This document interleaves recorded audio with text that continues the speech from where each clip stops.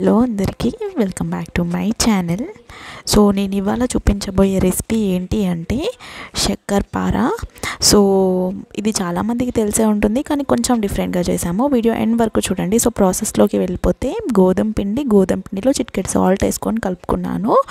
And వేడి చేసి చల్లార్చిన నెయ్యి కానీ నూనె కానీ 2 స్పూన్స్ వేసుకొని మనము పిండి కలుపుకోవాలన్నట్టు. పిండి కలిపే విధానంలో ఉంటుంది. పిండిని అలా చేతు నలుపుతూ కలపాలి. పిండి మొత్తానికి మనం పోసిన ఆయిల్ కానీ నెయ్యి కానీ మంచిగా పట్టాలన్నట్టు. సో అలా ముద్దలా రావాలి. అలా ముద్దలా వస్తే మనకి పిండిలో ఆయిల్ మంచిగా పట్టినట్టు. సో ఇప్పుడు అలా అయిన కన్సిస్టెన్సీలో కరగపెట్టుకొని ఉంచుకున్న మనం బెల్లం వాటర్ని వేస్తూ మెల్లిగా కలపాలన్నట్టు, కొంచెం వాటర్ వేసుకుంటూ. సో మనం ఎలా అంటే చపాతీ పిండిలాగా కలుపుకోవాలి మెత్తగా.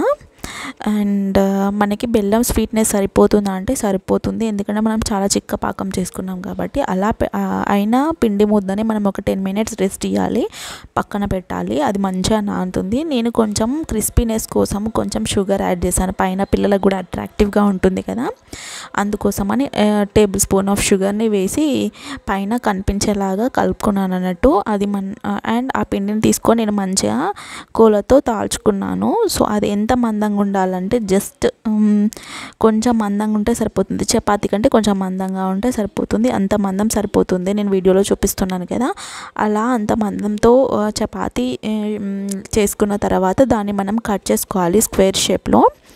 సో అక్కడ నేను చూపిస్తున్నాను కదా, స్క్వేర్ షేప్లో మనం మంచిగా కట్ చేసుకోవాలి. అవి కొంచెం మందంగానే ఉంటాయి, బట్ ఇట్స్ ఓకే. అన్నీ అలా పీసెస్లా చేసుకొని మనం ఒక ప్లేట్లో తీసుకొని 2 batches లాగా డివైడ్ చేసుకొని కాల్చుకోవాలన్నట్టు. అన్నీ ఒకటేసారి కాలవకూడదు. సో అలా అన్నీ తీసుకుంటున్నాను ఒక ప్లేట్లోకి. చాలా ఈజీ ప్రాసెస్ అండి. గోధుమ పిండి మైదా పిండితో చేస్తారు, చక్కెరతో చేస్తారు, బట్ గోధుమ పిండి బెల్లంతో హెల్త్కి చాలా మంచిది. అందుకోసమని ఈ రెసిపీని చూపిస్తున్నాను. సో అలా మనము ఆయిల్లో చాలా కొంచెం వేసుకోవాలి. ఇవి కూడా 2-3 batches లాగా డివైడ్ చేసుకొని సో మంచి గోల్డెన్ బ్రౌన్ కలర్ వచ్చేలాగా వేయించుకోవాలి.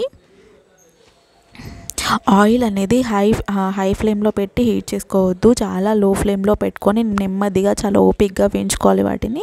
సో ఇలా ఈ కలర్లో వచ్చాక ఇది పర్ఫెక్ట్ అయినట్టు. ఆ కలర్ వస్తే గోల్డెన్ బ్రౌన్ కలర్. సో ఇంకా పక్కకు తీసుకొని పెట్టుకోవడమే, అంతేనండి. చాలా సింపుల్ రెసిపీ. హోప్ ఈ వీడియో మీకు నచ్చింది అనుకుంటున్నాను. నచ్చితే please like, share, comment and subscribe. చూసారా ఎంత బాగా వచ్చిందో, చాలా క్రిస్పీగా ఉంటుంది. పిల్లలకి స్నాక్స్ లాగా ఈవినింగ్ ఇవ్వచ్చు. చాలా హెల్తీ అంటే చాలా healthy. Yeah, thanks for watching.